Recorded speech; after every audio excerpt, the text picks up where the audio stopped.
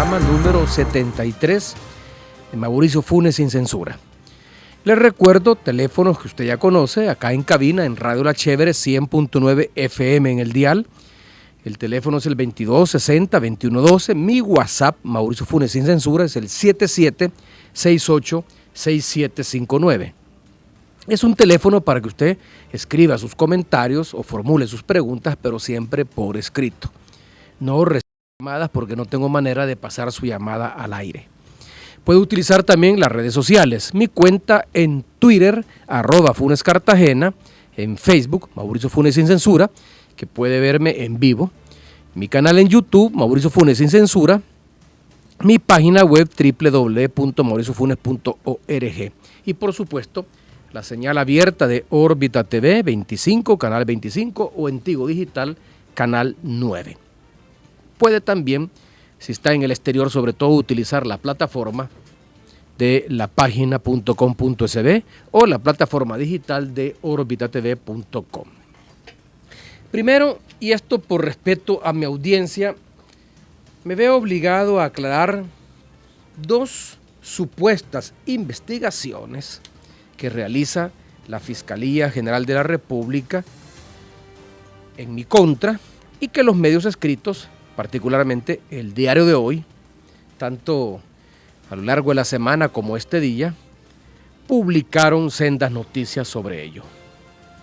Se conoció primero de una demanda interpuesta por el abogado Ricardo Núñez en la Fiscalía General de la República, quien me imputa cerca de una docena de delitos relacionados con el proceso que llevó a la cancelación del contrato de construcción de la represa El Chaparral durante mi gobierno y por el cual la Junta Directiva de CEL, bajo mi gobierno, canceló la suma total de $108.5 millones. Sobre esta acusación deseo hacer las siguientes consideraciones. Bueno, primero, ¿quién es el abogado Ricardo Núñez que presentó la demanda? Este abogado en el 2013, mediados del 2013, recuerdo que también presentó una acusación contra el expresidente Saca por actos de corrupción y lavado de dinero para que se investigara la casa propiedad del expresidente Saca, bajo el argumento que la casa había costado cerca de, 14, 15 millones de dólares y que el patrimonio construido por el expresidente Saca con su grupo radial no le permitía pagar una casa de tales dimensiones, lo cual el expresidente Saca en su momento demostró que no es cierto, que ni la casa había costado lo que él decía que costaba y segundo, la casa sí fue financiada con el patrimonio que él logró construir por la operación de sus empresas en radio. En todo caso, este señor también, allá a mediados de los años 90, fue acusado por colocar una serie de bombas, una frente a las instalaciones del grupo financiero Sisa, del cual el expresidente Cristiani era accionista, y otra bomba la colocó a la entrada de la colonia Sierra de Santa Elena, en la urbanización Santa Elena de Antiguo Cuatlán, justamente la colonia, la residencia donde vive y en ese entonces vivía el expresidente Cristiani, entre otros empresarios. Este señor, al parecer, fue militante del ERP. A él se le vincula con otro tipo de actos terroristas. Fue capturado junto con 3 estudiantes más que estudiaban Derecho en la Universidad del Salvador. Fue acusado justamente de colocar estas bombas. Al final fue sobreseído. Este señor, con esta cuestionada reputación profesional, es el que llegó a acusarme de cerca de una docena de delitos, bajo el argumento que yo soy el responsable de que se le haya pagado a Astaldi $108.5 millones luego que se canceló el contrato para la construcción de la represa El Chaparral. Aquí, como he dicho, quiero hacer algunas consideraciones a las que me veo obligado a recurrir, aunque ya las he hecho en el pasado, sobre todo por el respeto que me merece mi audiencia. Además, para aclarar algunas interrogantes que hay sobre el caso. Primero, efectivamente, la Junta Directiva de CEL, durante mi gobierno, negoció a través de lo que se conoce como trato directo negoció con la empresa italiana Astaldi, la firma constructora que fue contratada durante el gobierno del expresidente Saca, siendo presidente de CEL en ese entonces el señor Nicolás Salume, hijo. Negoció entonces la cancelación de este contrato y un pago final que ascendía a 108.5 millones de dólares. Ya el gobierno, el expresidente Saca, le había pagado a esta empresa italiana cerca de 85 millones de dólares por los trabajos realizados hasta el momento. De modo que CEL, bajo mi gobierno, no recibió 108.5 millones, sino que únicamente 23.5 millones de dólares para completar la cantidad final negociada. No es cierto, por tanto, como asegura el señor Ricardo Núñez, abogado demandante que presentó la demanda en mi contra en la Fiscalía General de la República, y como lo han venido asegurando diputados del Partido Arena, exdiputados del Partido Arena como don Mario Valiente y Mariela Peña Pinto, y como lo ha asegurado también irresponsablemente algunas publicaciones del Diario de Hoy y la prensa gráfica, no es cierto que en mi gobierno CEL haya pagado a la firma italiana Astaldi la suma de 108.5 millones de dólares. No es cierto. Eso fue lo que se le pagó al final, pero ya se le había pagado en el gobierno anterior 85 millones por los trabajos realizados hasta ese momento. Mi gobierno lo que hizo es pagar lo que faltaba para alcanzar la suma final que se pactó. CEL pagó bajo mi gobierno únicamente 23.5 millones de dólares. De tal manera que no se le puede investigar a CEL y a mi gobierno por 108.5 millones. Porque ya la mayor parte de esos 108.5 millones, me refiero a cerca de 85 millones, se habían pagado en el gobierno anterior, y el gobierno anterior, la administración del gobierno anterior, presidida por el expresidente de CEL, Nicolás Salume, tendrá que dar cuenta de eso.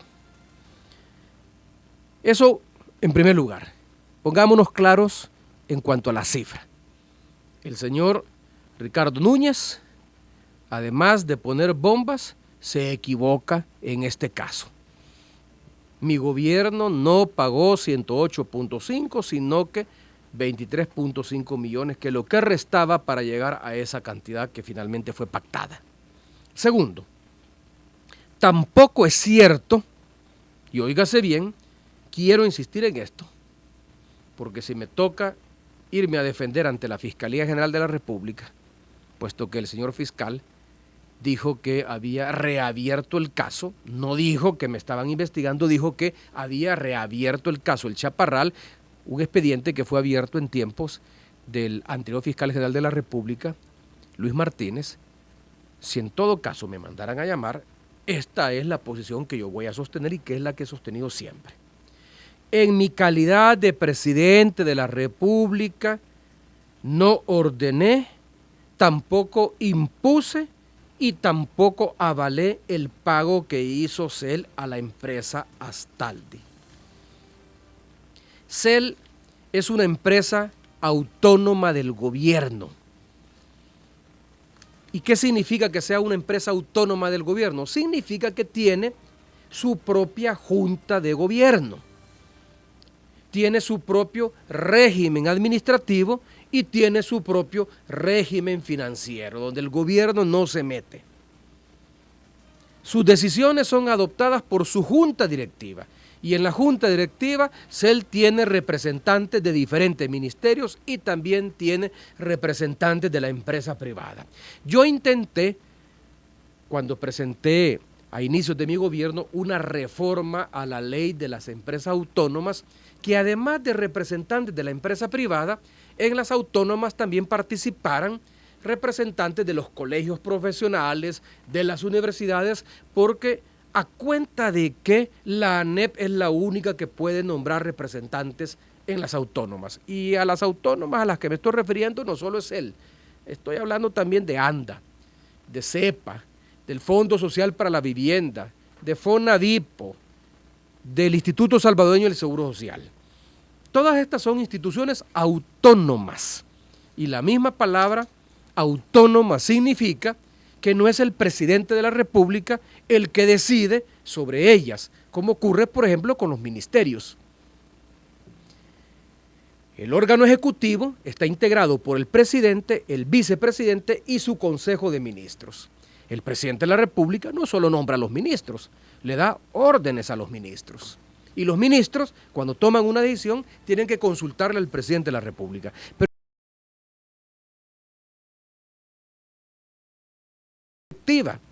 El presidente de la República no tiene facultades para decidir nada que tenga que ver con el funcionamiento, con la administración o con los pagos que efectúen las autónomas, en este caso CEL. Por ejemplo, en el caso de ANDA,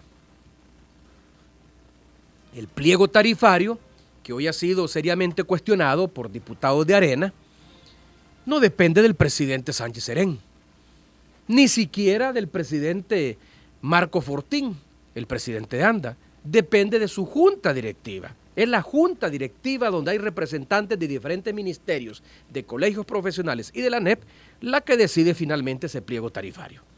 En el caso de CEL igual, el presidente de la República no es el que decide el funcionamiento de CEL, no es el que administra los recursos de CEL y mucho menos decide o autoriza o avala pagos que lleva a cabo CEL. La única facultad del presidente de la República es nombrar al presidente de su junta directiva. Y eso, en el caso cuando yo ejercí la presidencia, y es el mismo caso del presidente Sánchez Serén, y es el mismo caso del presidente Saca, del expresidente Flores, del expresidente Calderón Sol, del expresidente Cristián, del expresidente Duarte, y corremos para atrás. Lo único que han hecho cada uno de los expresidentes y el presidente actual es nombrar al presidente de la junta directiva de una autónoma, de CEL, de ANDA, de CEPA, del Fondo Social para la Vivienda, de Fonavipo y del Seguro Social, entre otros. Las autónomas se rigen por su ley de creación y solo hacen o solo pueden hacer lo que sus juntas directivas les ordenan o autorizan. De modo que cuando el abogado, este señor Ricardo Núñez, a quien no tengo el placer de conocerlo, cuando el abogado que me demandó ante la Fiscalía, o incluso cuando los exdiputados de Arena que también presentaron meses atrás una demanda similar ante la Fiscalía, me refiero a don Mario Valiente y a doña Mariela Peña Pinto, en esa demanda, cuando vienen y me atribuyen responsabilidad en el pago de CEL, omiten, yo diría que intencionalmente, porque de lo contrario lo harían por ignorancia, omiten el hecho que como presidente de la República no tengo ninguna facultad legal para imponer decisiones a su junta directiva. En otras palabras, la negociación con Astaldi, la empresa italiana que fue contratada por la administración del presidente Saca para construir la represa El Chaparral, y la decisión de pagarle 23.5 millones de dólares de modo de completar la suma final de 108.5 millones de dólares es una decisión de exclusiva responsabilidad de la junta directiva de CEL, tanto de la que autorizó el contrato con esta empresa italiana y que le adelantó un pago de 80 y pico millones de dólares, como de la junta directiva que autorizó el pago final para dar por cancelada esta operación. No tiene sentido entonces que se me esté acusando de delitos en los cuales no he tenido nada que ver. Ahí sale el señor diciendo que a mí se me debe de investigar por enriquecimiento ilícito, negociaciones ilícitas, peculado en todas sus formas, cohecho impropio, etcétera, etcétera. ¿Cómo voy a ser acusado de esos delitos si como presidente de la República yo no negocié con la gente de Astaldi? Ni siquiera me senté alguna vez con los señores de Astaldi, ni los conozco. ¿Cómo voy a ser responsable de una decisión que toma la Junta Directiva si de acuerdo a la ley la Junta Directiva la somete a votación, por mayoría se decide un camino a seguir, se le autoriza al presidente, en ese entonces Leopoldo Zamora, a negociar y él negocia siguiendo el mandato de su junta directiva, en ningún momento siguiendo el mandato del presidente de la República, porque yo no conocí esa negociación, no participé de ella y únicamente luego que se negoció y se acordó el pago y se efectuó el pago, fui informado por parte ni siquiera el presidente de CEL, sino que el secretario técnico de la presidencia, el doctor Alexander Segovia, en ese entonces, que era el jefe del gabinete económico, de que se había dado esa operación. Tercero, la decisión de la junta directiva de CEL bajo la administración de Leopoldo Samur fue avalada. Fíjense bien, y eso es lo que yo he salido a decir cuando me han invitado los medios de comunicación para que opine sobre este tema. Fue avalada, tal como consta en 4 auditorías realizadas por la Corte de Cuentas de la República en diferentes momentos. ¿Y por qué digo en diferentes momentos? Porque no es una sola Corte de Cuentas de la República. Me refiero a la Corte de Cuentas de la República cuando su presidente fue don Hernán Contreras, a la Corte de Cuentas de la República de otros presidentes, incluyendo el de don Rosalío Toches y el último, el señor Joel Valiente. Entonces, consta en 4 auditorías realizadas por la Corte de Cuentas de la República que la misma Corte avaló este proceso de negociación.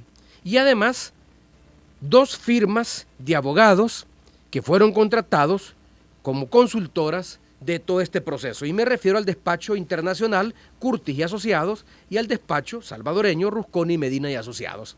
Los 2 despachos, según tengo información, avalaron y recomendaron que este era el camino a seguir, que en lugar de irse a un arbitraje internacional, había que hacer un trato o una negociación directa.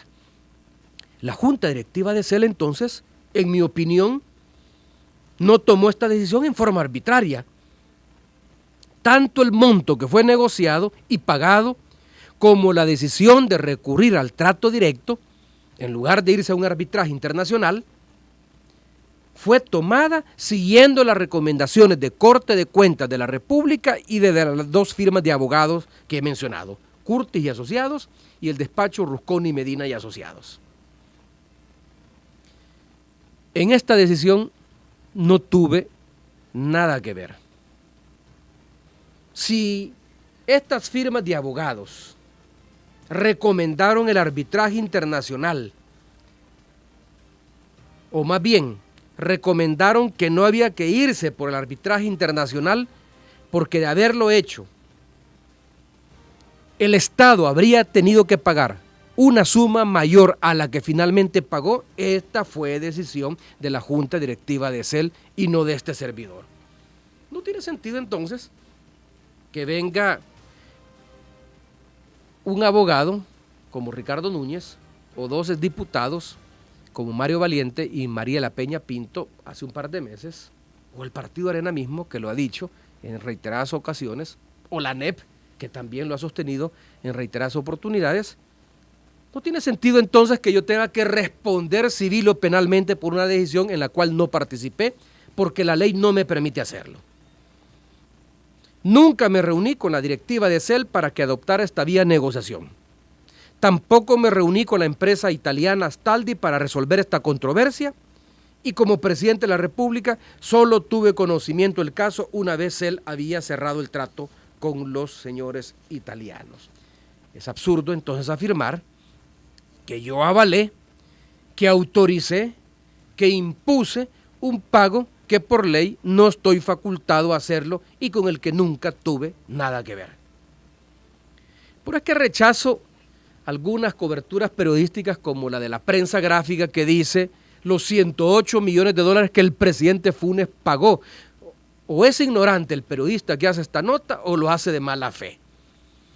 No tengo yo una cuenta de la cual pagar 108.5 millones de dólares. Y no fueron 108 los que se pagaron, sino que como he dicho fueron 23.5. Quien pagó fue CEL. Y CEL pagó con la autorización, con la venia de su junta directiva, en la cual participa un representante de la ANEP, el señor Tom Howe, en representación de la Asociación Bancaria Salvadoreña, que es una de las gremiales que forman parte de la ANEP. El fiscal general ante preguntas de la prensa por este caso, dijo que el expediente sobre el caso Chaparral había sido archivado por la administración anterior del señor Luis Martínez y que él había ordenado abrirlo de nuevo para ampliar las investigaciones. Yo no sé si lo cerró o no lo cerró. De lo que sí estoy seguro, porque hubo sobreaveriguaciones de parte de la Fiscalía General de la República en tiempos de Luis Martínez, que se abrió un expediente, que Luis Martínez contrató peritos para ir a evaluar el lugar donde se construyó la represa para determinar si era el lugar adecuado o no, que Luis Martínez contrató peritos para establecer si realmente el argumento puesto por Astaldi, y es que por la tormenta Ágata se había movido o se había desplazado la margen derecha de la montaña y por lo tanto el diseño original ya no podía funcionar y la represa ya no se podía seguir construyendo de acuerdo a este diseño. Sí me consta que Luis Martínez contrató peritos para eso y abrió un expediente e investigó por meses. Yo tenía entendido que el expediente no había sido cerrado. No sé por qué el fiscal general de la República dijo que había sido cerrado. Pero en todo caso, si ha decidido abrirlo en caso haya sido cerrado, me parece muy bien. Porque hay que ampliar las investigaciones y aclarar qué fue lo que pasó. Ahora, en ningún momento, óigase bien, en ningún momento, contrario a lo que afirmó la prensa gráfica y el Diario de Hoy y algunas televisoras del país, en ningún momento el fiscal dijo que yo estaba involucrado y menos que pasaba a ser un imputado en este caso por la demanda que interpuso el abogado Ricardo Núñez. En ningún momento. Él dijo nada más que el caso lo encontró archivado, que ha decidido abrirlo y ampliar las investigaciones. En ningún momento dijo el expresidente Funes pasa a su condición de imputado. A mí me parece bien que la Fiscalía General de la República no haga eco de solicitudes de investigación o de demandas interpuestas por abogados que no tienen las credenciales profesionales ni la solvencia necesaria para presentar una demanda y sobre todo cuando esta demanda no tiene ninguna base legal, ningún sustento legal. Los medios escritos intencionalmente y con dolo le han dado volumen a una demanda que proviene, insisto, de un abogado con un comportamiento errático e inestable por el simple hecho de tratarse de una acusación en mi contra. Y aquí viene un segundo punto que quiero tratar, siempre por respeto a mi audiencia. Lo mismo podría decir de esto, de lo que he dicho sobre el Chaparral, lo mismo podría decir de lo que publica este día el Diario de Hoy, quien en forma irresponsable asegura que la Fiscalía General de la República me investiga por el finiquito de gestión que me fue otorgado por la Corte de Cuentas de la República cuando su presidente era el licenciado Rosalío Toches. Fíjense bien, el titular del Diario de Hoy es Fiscalía investiga a Funes por finiquito. Mienten. Los señores del Diario de Hoy mienten y les desafío a que se retracten porque la Fiscalía no me está investigando a mí. La Unidad Anticorrupción de la Fiscalía General de la República efectivamente ha abierto una investigación a pedido del presidente actual de la Corte de Cuentas, el licenciado Joel Bonilla, pero para establecer la forma como es que me fue otorgado el finiquito del cual tengo el original en mis manos y que fue otorgado por la administración anterior del licenciado Rosalío Toches. La Fiscalía no me está investigando a mí. Cuando el Diario de Hoy dice Fiscalía investiga a Funes por finiquito, miente o comete una falta de rigor periodístico, porque hace una afirmación que no tiene ninguna base en la realidad.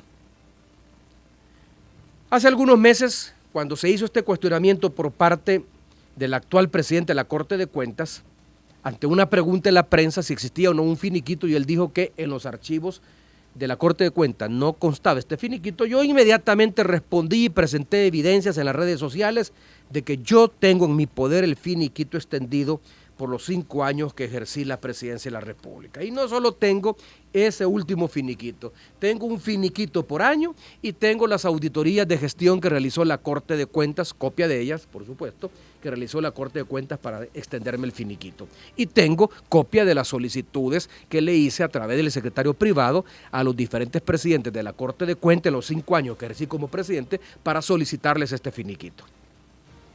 ¿Qué significa entonces? Que el investigado no soy yo. A quien investiga la unidad anticorrupción de la Fiscalía es a la Corte de Cuentas, ya que su presidente ha asegurado que en sus archivos no existe copia de este documento y yo tengo copia de este documento. Por lo tanto, la Fiscalía va a tener que establecer, sobre la base de una investigación, si el finiquito que me fue extendido es legal, si se me extendió conforme a los procedimientos que establece la ley, y en caso de que ellos consideren que no se extendió conforme a los procedimientos que establece la ley, la Fiscalía tendrá que caer sobre la administración de la Corte de Cuentas que me extendió el finiquito, pero no sobre la persona a la que se le extendió el finiquito.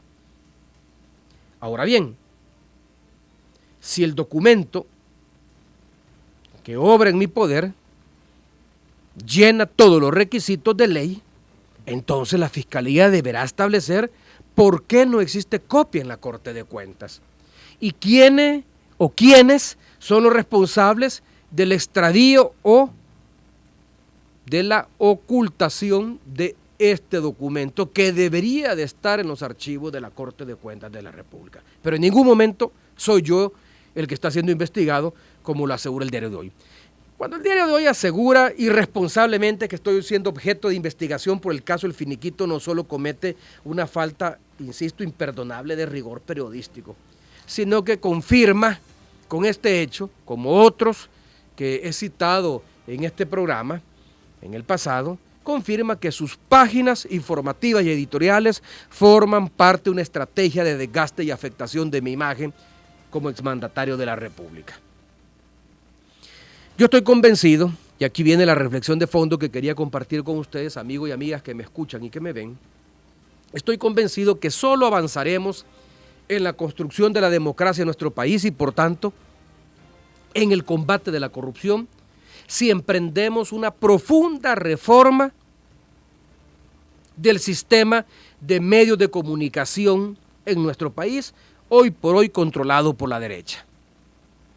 Uno de los grandes déficits del proceso de paz y de la refundación del Estado salvadoreño que se originó con la firma de los acuerdos de paz es justamente la falta de democratización de las comunicaciones en nuestro país.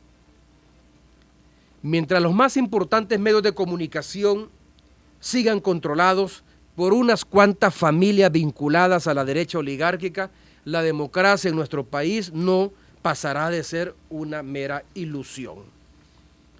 Por eso es que las reformas a la ley de telecomunicaciones que ha presentado la CIGET hace unos días deben ser analizadas con mucha atención, con detenimiento por parte de la Asamblea Legislativa, de modo de permitir que la población tenga acceso a diferentes modalidades de expresión mediática.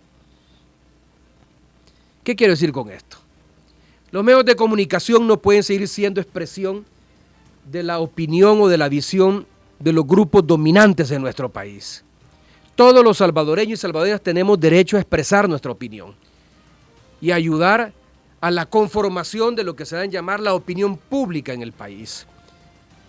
No es legítimo que solo unos cuantos, por el hecho de ser los dueños de los medios de comunicación, impongan lo que se debe de decir en este país o abran espacios únicamente a los que a ellos les interesa abrir espacios para que defiendan sus intereses. Yo estoy de acuerdo que el mecanismo de la subasta pública no puede ser la única forma de tener acceso a una frecuencia del espectro radioeléctrico del país. Hay instituciones, hay ONGs, hay fundaciones que no buscan el lucro o la ganancia económica, como por ejemplo las radios comunitarias o las televisoras comunitarias o locales. Estas deben de tener acceso a una frecuencia a través de un mecanismo diferente que no sea el de la subasta, donde el que puja más es el que acaba haciéndose de una frecuencia. Y el que puja más es el que tiene más recursos económicos. Entonces, al final, el que tiene acceso a una frecuencia de radio y televisión es el que tiene los recursos económicos como para pagar por ella al Estado. Las reformas propuestas por la CIGET, además de la subasta pública para empresas privadas comerciales, incluye también el concurso público de modo de garantizar que otros actores que no tienen la búsqueda de lucro como motivación o que no tienen los suficientes recursos económicos como los empresarios privados puedan también acceder a una frecuencia del espectro radioeléctrico. En mi opinión, con esta reforma se da un paso adelante en el proceso de democratización de las comunicaciones que la Asamblea Legislativa debe analizar detenidamente. Y si no reformamos el sistema de medios de comunicación en nuestro país, si no avanzamos en el surgimiento de nuevos medios, de un polo mediático que dé una visión diferente, alternativa a la lectura que hacen los grupos dominantes en nuestro país, nuestra democracia no avanzará, porque la única opinión que se conocerá es la opinión de la derecha oligárquica, de los grupos dominantes en nuestro país. Vamos a un corte comercial, recibo sus comentarios. Recuerden, puede llamar al 2260-2112 o escribir a mi WhatsApp 7768-6759 o utilizar las redes sociales para ello. Ya volvemos.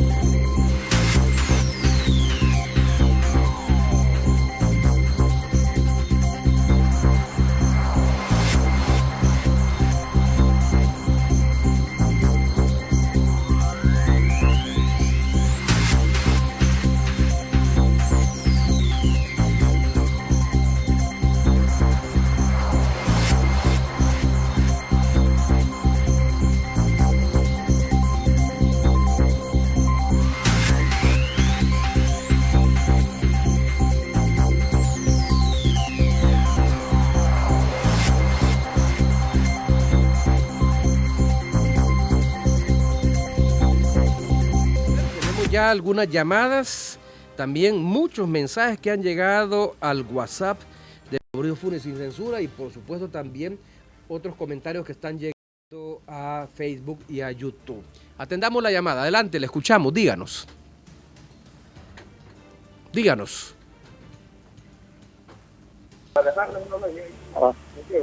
Adelante.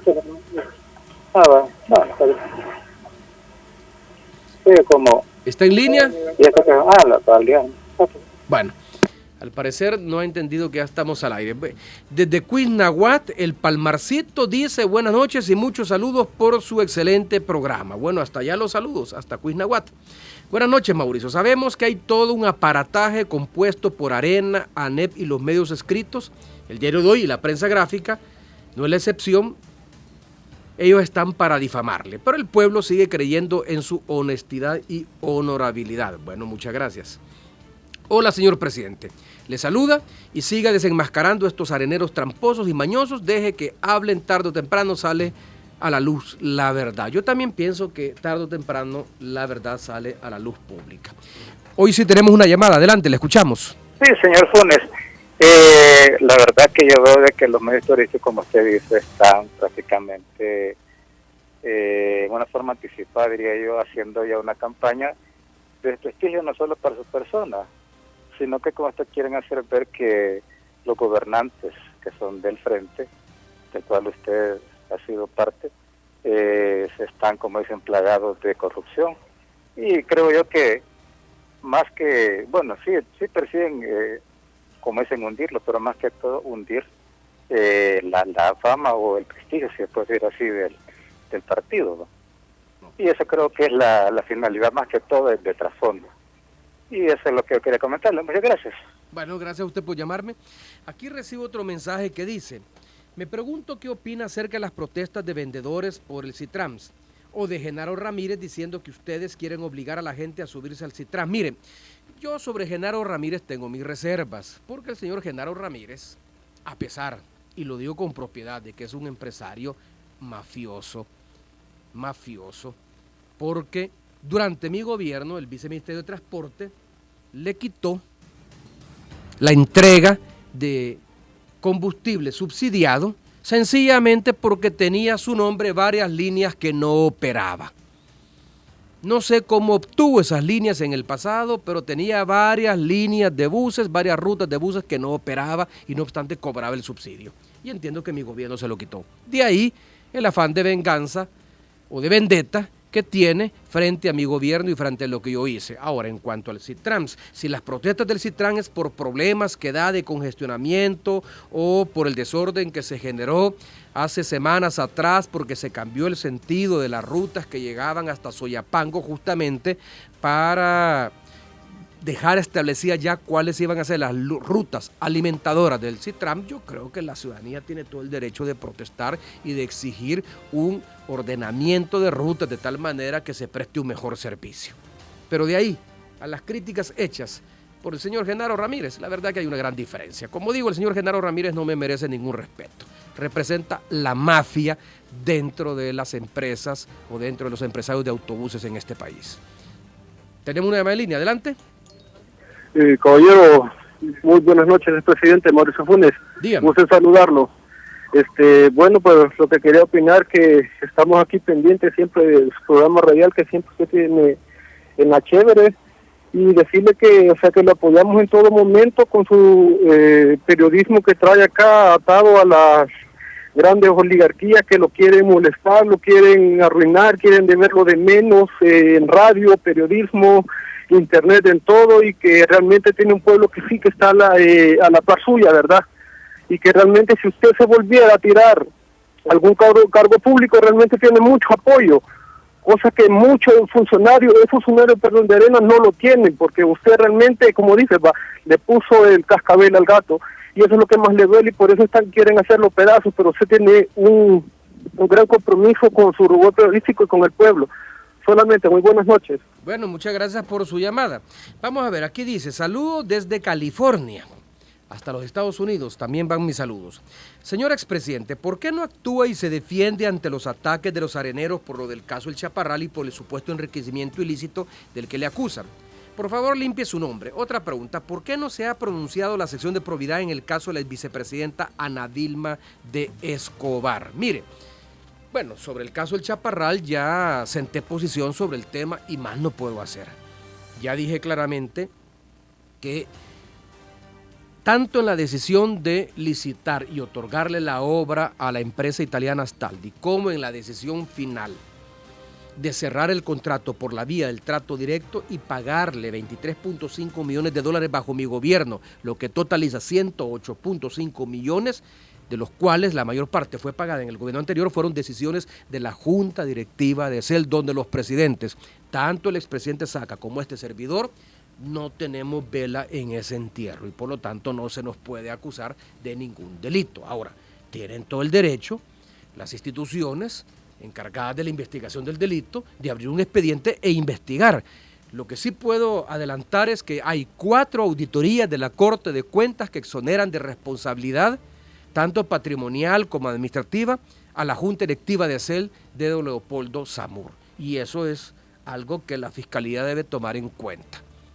Ahora, en cuanto a por qué la sección de probidad no investiga a doña Ana Dilma de Escobar, que fue vicepresidenta en el gobierno Saca, bueno, la misma pregunta me hago yo. Entiendo, y esto lo voy a comentar en el siguiente segmento, en la segunda parte de mi programa, que unos ciudadanos solicitaron conocer las auditorías de varios exfuncionarios, entre ellos el de Ana Dilma de Escobar, y lo que la Corte Suprema de Justicia a través de su unidad de información contestó es que no hay ninguna auditoría que se haya realizado y cuando ésta se realice se va a hacer del conocimiento público. La gran pregunta es ¿por qué el olfato al que hizo referencia Cine Blanco como magistrado de la Corte Suprema de Justicia, que es el que se estaba utilizando para seleccionar a los funcionarios y exfuncionarios a investigar, ¿por qué el olfato no apunta hacia la derecha? Y en este caso hacia Ana Dilma de Escobar, siendo que fue vicepresidenta del gobierno Saca y hay una auditoría realizada en el caso del presidente Saca, y siendo que además hay un aviso que mi gobierno puso ante la Fiscalía General de la República el 8 de enero del 2014 para que se investigue la forma como ella y otros exfuncionarios de gobierno manejaron el fideicomiso para la generación de empleo, conocido como FECEPE, y que llegó a totalizar la suma de 38.5 millones de dólares. Otra llamada, adelante, le escuchamos. Adelante. Sí, adelante. Hola, Mauricio, ¿cómo está? Muy bien. Hábleme un poquito más fuerte que no le escuchamos muy bien. Muy bien. ¿Sabes qué? Fíjate de que estuve escuchando tu programa y la verdad en este momento, como está la situación del país tan grave, lo que más tiene este gobierno han sido fondos como en tu gobierno, como en este gobierno. No estamos en la posición de estar buscando culpables de que la derecha tiene la culpa en esto, la derecha tiene la culpa de esto y de lo otro. La situación está clara. El gobierno, le hemos dado al gobierno del FMLN la oportunidad de estar gobernando este país, y lo que no ha hecho, yo sé que ha tenido varias equivocaciones, pero he escuchado todo tu programa y he escuchado que tú lo que has visto y lo que estás haciendo es echarle la culpa de todos los males es al partido Arena. Este partido FMLN ha estado en el gobierno. Si en realidad le queríamos echarle la culpa al partido Arena, entonces le hubiéramos dado la presidencia al partido Arena desde tu inicio para poderle terminar echándole la culpa de todos estos problemas. Pero yo veo de que en tu programa no hablas en realidad con la claridad que se debe de hablar, porque este gobierno se ha equivocado en muchos programas y en muchas emergencias, y en realidad no les ha funcionado absolutamente nada los planes que han ejecutado. Estamos viviendo de emergencias a cada momento, emergencias del agua, emergencias de seguridad, emergencias de salud, emergencias de educación. Casi en todos los planes han habido solo emergencias. En realidad no pueden administrar un gobierno, y le están echando la culpa que el partido Arena tiene la culpa de que el país está de una forma, el país está caminando de otra forma. Entonces sale mejor darle la... ¿Qué pasó? Bueno, esta llamada la teníamos desde Colorado, Estados Unidos. Qué bueno que tenemos, además de participaciones que respaldan o están a favor de los comentarios y de los posicionamientos que yo expreso en este programa, también hay otros que son críticos. El caballero que llamó anteriormente desde Colorado, Estados Unidos, señalaba que este gobierno y mi gobierno también cometimos errores y que esos deben de ser evidenciados, y yo estoy de acuerdo con él. No todo lo que se ha hecho en el pasado ni lo que se está haciendo en este momento es acertado. Hay que evaluar una gestión de gobierno sobre la base de resultados obtenidos. Ahora, yo en particular en este programa me he referido al caso del Chaparral, y yo no le estoy echando la culpa a Arena por el caso Chaparral. Lo que estoy diciendo es que este caso tiene que ser investigado con objetividad, sin un libreto trazado por la derecha. No se puede, y yo en lo particular no puedo aceptar una demanda interpuesta por un abogado cuestionado como Ricardo Núñez, bajo el argumento que yo soy responsable de lo que se le pagó a la empresa Astaldi. Lo que se le pagó a la empresa Astaldi, insisto, fue avalado por Corte de Cuentas de la República. El mecanismo del trato directo fue recomendado por los consultores jurídicos, tanto nacionales como internacionales, y al final estoy convencido, sobre la base de resultados, que si se hubiera ido el Estado salvadoreño por la vía del arbitraje, todavía estaríamos en el problema y probablemente lo que se hubiera pagado hubiera sido mucho mayor. Dice así: mi nombre es Pedro, una pregunta, yo soy parcial, pero me gustaría que me aclarara por qué este magistrado Belarmino Jaime está envuelto en muchos casos de corrupción, que las leyes no son para ellos también. Mire, yo no sé si don Belarmino Jaime, el doctor Belarmino Jaime, está envuelto o no en casos de corrupción. Tengo entendido que por designación del presidente de la Corte Suprema de Justicia, él y Cine Blanco constituyeron una comisión de dos que fueron los que decidieron a quiénes auditar y además cómo llevar a cabo las auditorías. Este es un tema al que me quiero referir un poco más adelante porque, tal como se ha conocido, sobre la base de debates que se han dado entre los magistrados cuando se han sometido a su consideración algunas auditorías realizadas, tal como se ha conocido, no todos los magistrados han estado de acuerdo en las auditorías realizadas.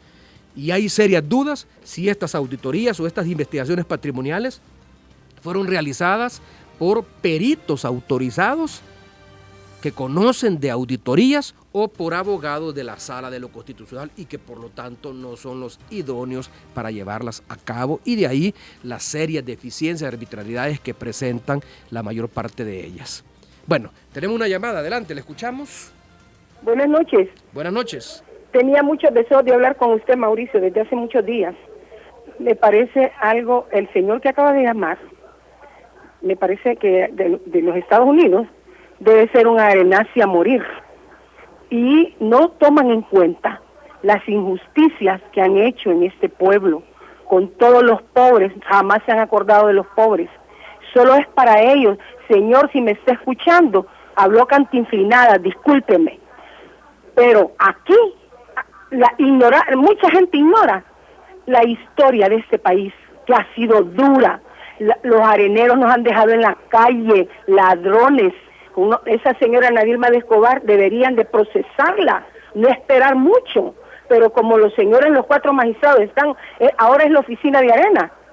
¿Sabía usted que es la oficina de arena, Mauricio? Ajá, dígame. Entonces, ¿cómo la gente se vuelve tan ignorante de no saber la realidad de este pueblo? Deben averiguar cuál es la realidad. Ellos se han robado millones, nos han dejado en la calle. Ese es el Enel, Mauricio. Acuérdese cuánto llevó el señor Solván y toda su gente que tenía ligada ahí. Dios me guarde. Por favor, señores de arena, si me están escuchando, sean más conscientes, y la gente que se vuelve ignorante de estos casos, averígüenselo bien. Muchas gracias, Mauricio. Bueno, gracias a usted por llamar. Señor presidente, dice alguien que me escribe en mi WhatsApp, Genaro Ramírez tiene como aliado a un sujeto llamado Juan Pablo Álvarez, un tipo estafador, expresidiario que se coló en el sector transporte por medio de Acopat. Qué bueno saberlo. Vámonos a Facebook. Dice, personalmente me pregunto, Rogelio Letona se hace esta pregunta, ¿por qué Belarmino Jaime y Cine Blanco no auditan a Ana Vilma de Escobar? Pienso que están pagados, son magistrados corruptos. Saludos desde Canadá. Buenas tardes, señor Funes, me pregunta Carlos Artiaga. ¿Vio usted el video de la masacre de Opico? Esto sí va a unificar a todo el pueblo contra las pandillas. El FMLN tiene experiencia militar para terminar con ellos. No, lamentablemente no he visto este video. Saludos, expresidente Funes. Como muchos otros ciudadanos, agradezco continúe su labor de informar y llevar luz al conocimiento del pueblo. Esto lo escribe Juan Carlos Borja. Neri de Sosa dice, desde Quebec, Canadá, fui compañera en la Facultad de Derecho de este abogánster Ricardo Núñez y deja mucho que desear. Estas denuncias que le están haciendo no prosperarán nunca porque él mismo es un falso. Bueno. Estamos teniendo problemas, dice, con la transmisión en YouTube, me escribe Araceli Paredes. Bueno, ya vamos a revisarla porque la verdad que hasta ahora nosotros no nos ha dado ningún problema. Les sugiero que se pase a Facebook, que también lo estamos transmitiendo vía Facebook. Dice, Ernesto Mason es un traidor a la patria y compró votos a cambio de sangre inocente. Eso ya se sabe. Karen manda este mensaje. Vamos a ver. Señor Funes, ¿por qué en El Salvador no se puede probar o aprobar más bien una pena de muerte?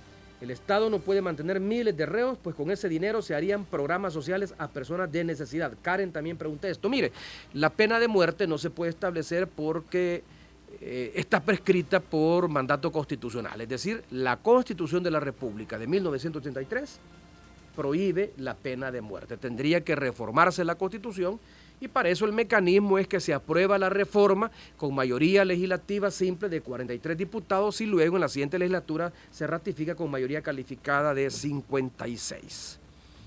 Vamos a seguir leyendo más mensajes que llegan al WhatsApp. Dice este mensaje, lo felicito, usted está a favor de los pobres, siga, así no se detenga, al hablar la verdad soy su fiel oyente. Muchas gracias. Este señor, a ver, me está entrando una llamada, pero les suplico que por favor no llamen al WhatsApp porque no atiendo llamadas, solo leo mensajes.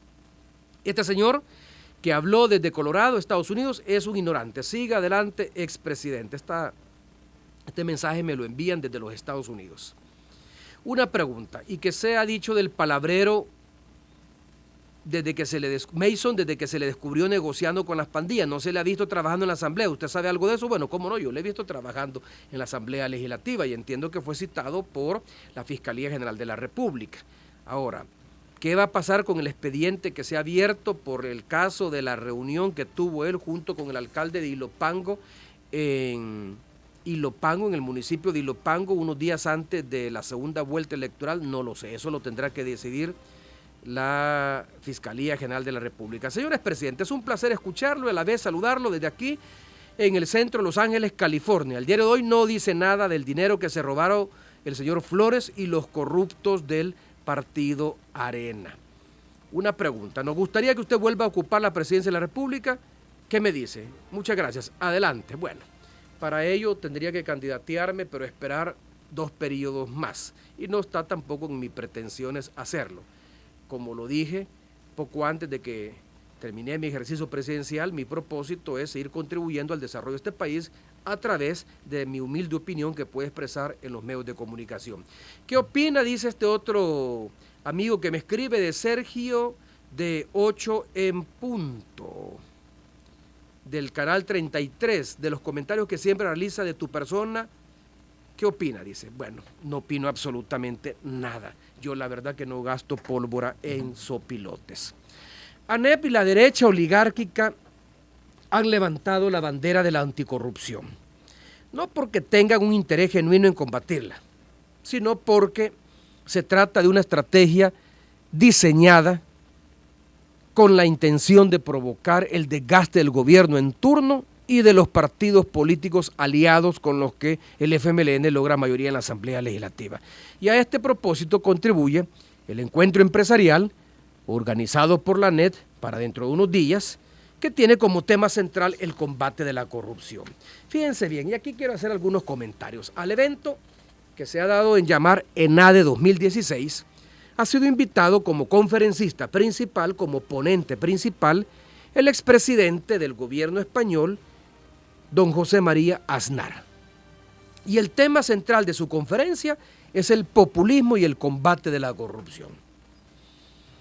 Aznar, y esto no lo digo yo, lo dicen los informes de prensa que se generan en España, fue un jefe de Estado que durante su gobierno fue acusado de casos de corrupción. Y más de la mitad de sus funcionarios, cerca de 22 de sus funcionarios, tuvieron que responder ante la justicia española. De hecho, como se ha sabido, el propio expresidente Aznar ha sido multado por el gobierno español actual por irregularidades tributarias cometidas cuando fue jefe de gobierno. Las multas sobrepasan los 75.000 euros, equivalente a cerca de unos 85.000 o 90.000 dólares más o menos. ¿Quién lo ha multado? El gobierno del PP, del Partido Popular, del cual él forma parte. No lo ha multado el partido o el gobierno de un partido de la oposición, que sería en este caso el Partido Socialista Obrero Español, el PSOE. Lo ha multado el gobierno de su partido político por evasión de impuestos, por irregularidades tributarias. Entonces, la siguiente pregunta, y cualquier sensato que me esté escuchando o sensata que me esté escuchando esta noche también se hará la siguiente pregunta. ¿En qué puede contribuir al debate nacional sobre el tema de la corrupción un personaje que ha sido acusado de corrupción, que la mitad de su gabinete, o más de la mitad de su gabinete cuando fue presidente fue acusado de corrupción y que ahora ha tenido que responder por evasión de impuestos, por irregularidades tributarias? La verdad que me hago esta pregunta. ¿Con qué propósito se le invita? Bueno, Jorge Dabú, presidente de la ANEP, ha dicho que se le ha invitado por su experiencia en el tema del populismo y por el tipo de gobierno que llevó a cabo, en el cual generó empleo e hizo que la economía española creciera. Pero si el tema es de la corrupción, yo no veo cómo invitar a un expresidente que ha sido, no acusado, que ha sido condenado a pagar una suma bastante grande por evadir sus responsabilidades tributarias. Hace unos días leí un interesante editorial de la red ARPAS donde hacía el siguiente comentario.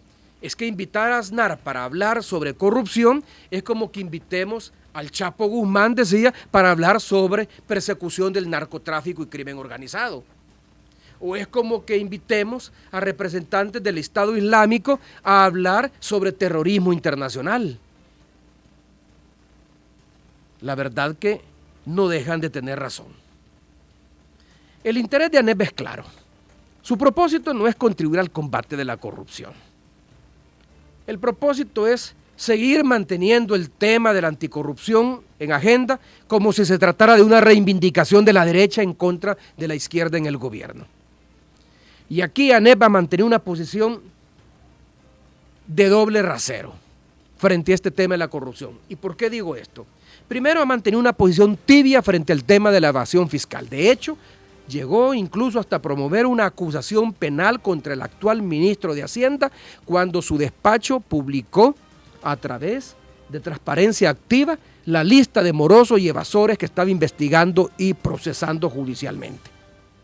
Y ahora que reventó el escándalo de los documentos de Panamá, conocido como los Panama Papers, ANEP no ha comandado ni ha exigido con fuerza, con energía, ninguna investigación, siendo que una buena cantidad de empresarios salvadoreños aparecen mencionados en los documentos y podrían ser objeto de una investigación por parte del Ministerio de Hacienda por evasión de impuestos o por presunta evasión tributaria o de una investigación penal de parte de la Fiscalía General de la República por lavado de dinero y otros activos.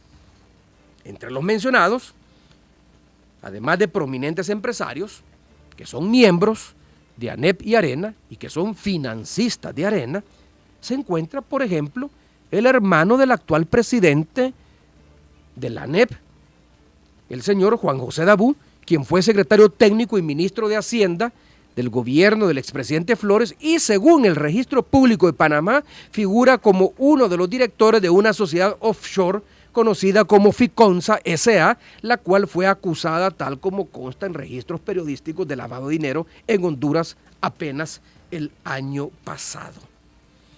Esta actitud, insisto, de doble rasero de la ANEP es similar a de algunos magistrados de la Corte Suprema de Justicia, sobre todo de la Sala de lo Constitucional, que figuran en la opinión pública como defensores de la institucionalidad, abanderados del combate a la corrupción, defensores de la democracia, pero que con sus actuaciones demuestran que siguen un libreto previamente trazado por la derecha política y empresarial del país.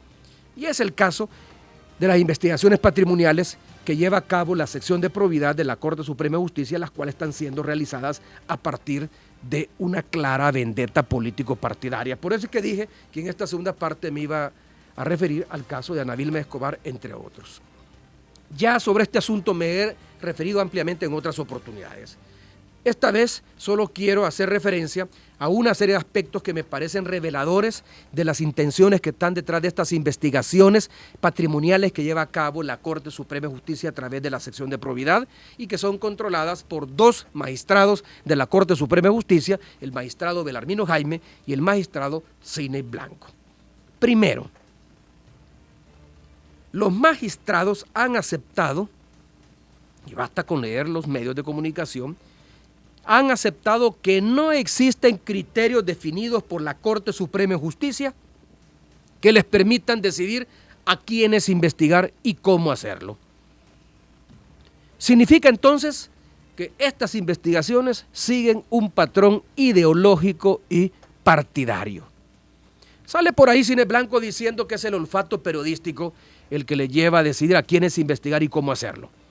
Todo parece indicar que el olfato no apunta hacia la derecha, particularmente hacia altos funcionarios o exfuncionarios del Partido Arena, porque no están incluidos ninguno de ellos en la lista de 30 investigados o que van a ser investigados y que ha dado a conocer la misma Corte Suprema de Justicia.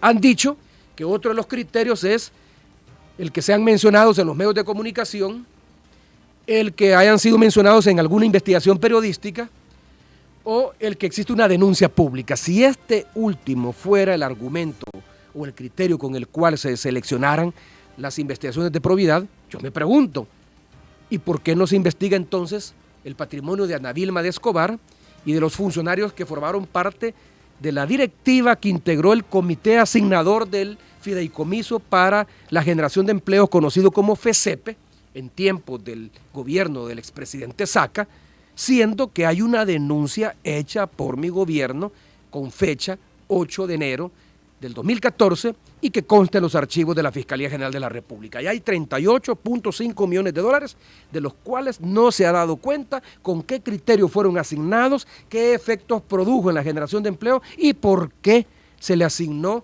a empresas que tenían un conflicto de interés con algunos miembros que integraron este comité, particularmente con el entonces presidente del Banco Multisectorial de Inversiones, el señor Nicola Angelucci. Los auditados hasta ahora, después de más de 50 años de no hacerlo, puesto que la ley de enriquecimiento ilícito fue aprobada en 1959 y ya han transcurrido 50 años, y de 30.000 casos que debieron de haber sido auditados en todo este tiempo, apenas se han llevado a cabo 4 auditorías. Pero lo curioso es que los auditados son o bien miembros de la izquierda o de partidos aliados que suelen votar con el FMLN. Por ejemplo, el diputado Reinaldo Cardosa, quien fue el primero en pasar a un juicio civil, fue miembro de la comisión que investigó al expresidente Francisco Flores por el desvío millonario de los fondos de cooperación provenientes de Taiwán. El doctor Leonel Flores es el último director del Seguro Social. Lo más lógico habría sido que fuesen investigados los anteriores directores a quienes les estaba por prescribir el delito de enriquecimiento ilícito y sobre el cual pesaban denuncias, como el caso de la exdiputada o de la diputada Ana Vilma de Escobar, es directora del Seguro Social en tiempos del presidente Flores, sobre el cual habían auditorías que la Corte de Cuentas de ese entonces archivó por más de 12 millones de dólares. Hemos sido auditados los 2 últimos presidentes, este servidor y el expresidente Saca. Pero aún no concluyen ni se sabe nada de las auditorías de los 3 primeros presidentes de Arena. Y muy probablemente no solo no las han terminado, sino que quizás ni las hayan iniciado. Investigan al expresidente Saca, quien fue expulsado de Arena en el 2009, mediados del 2009, pero no inician la auditoría de quien fue su vicepresidenta, Ana Vilma de Escobar, que sigue en Arena, actualmente diputada de este partido político, es candidata o se presume que pueda ser candidata a presidir el COENA, respaldado por los grupos empresariales, particularmente por el grupo Poma, y además tiene un expediente abierto en la Fiscalía por el manejo que hizo junto a otros funcionarios de ese entonces del, insisto, fideicomiso para la generación de empleo conocido como FECEPE, el cual ascendió a más de 38 millones de dólares. ¿Por qué no se le investiga? Estoy enterado que un grupo de ciudadanos han solicitado a la Corte Suprema de Justicia las auditorías de Belarmino Jaime, quien presidió la Corte Suprema de Justicia y la Sala de lo Constitucional y sigue siendo magistrado. Han pedido la auditoría del ex vicepresidente del gobierno Flores, el señor Quintanilla Schmidt. Han pedido la auditoría de Ana Vilma de Escobar, el director del Seguro Social en el gobierno Flores. Y han pedido la auditoría del exsecretario de Asuntos Jurídicos del expresidente Saca, quien actualmente, dicho sea de paso, es un alto funcionario de FUSADES. Y no obstante, la respuesta que ha dado la Oficina de Información de la Corte Suprema de Justicia es que no existen esas auditorías y tampoco han sido ordenadas, y cuando se ordenen y se concluyan serán del dominio público. Aquí entonces vale hacerse las siguientes preguntas. ¿Por qué han sido seleccionados varios exfuncionarios por la sección de probidad para investigar su patrimonio sin que la Corte Suprema de Justicia, a través de Corte Plena, haya definido los criterios para decidir a quién auditar, a quién no y cómo hacerlo? Significa entonces que esas auditorías fueron seleccionadas en forma arbitraria, siguiendo el olfato de apenas 2 magistrados y no de los 15 que integran Corte Plena. Otra pregunta, ¿y quién realiza estas auditorías? ¿Son peritos, auditores o abogados de la Sala de lo Constitucional? Y si son estos últimos abogados, ¿qué garantía existen de que las auditorías sean confiables como para mandar a juicio civil a los 4 exfuncionarios que hasta ahora han sido mandados a juicio civil? Y si es cierto, como corre el rumor, de que hay auditores foráneos a la sección de probidad, ¿dónde está su juramentación? En un proceso penal, cuando se contrata por parte de un juzgado a un perito, ya sea que lo proponga la fiscalía o la defensa, este perito tiene que ser juramentado y se tiene que demostrar su experticia, es decir, su experiencia en el tema. ¿A dónde están los auditores peritos con la experticia suficiente que puedan dar fe de las auditorías que se han realizado hasta este momento o las que están realizando? ¿Por qué los investigados, cabe hacerse la otra pregunta, hasta ahora son miembros o funcionarios afines al FMLN o a partidos aliados al FMLN en la Asamblea Legislativa como GAN y PCN, y no hay, óigase bien, un tan solo alcalde prominente o diputado del partido Arena? No hay uno tan solo. ¿Por qué se ha comenzado con exfuncionarios a los que todavía le restan varios años para que prescriba el delito de enriquecimiento ilícito, y no con exfuncionarios a quienes les está por prescribir o ya les prescribió ese delito? Por ejemplo, mi auditoría fue concluida y a mí me restan todavía 8 años para ser investigado por enriquecimiento ilícito. Al expresidente Saca le restan todavía 3 años para ser investigado por enriquecimiento ilícito.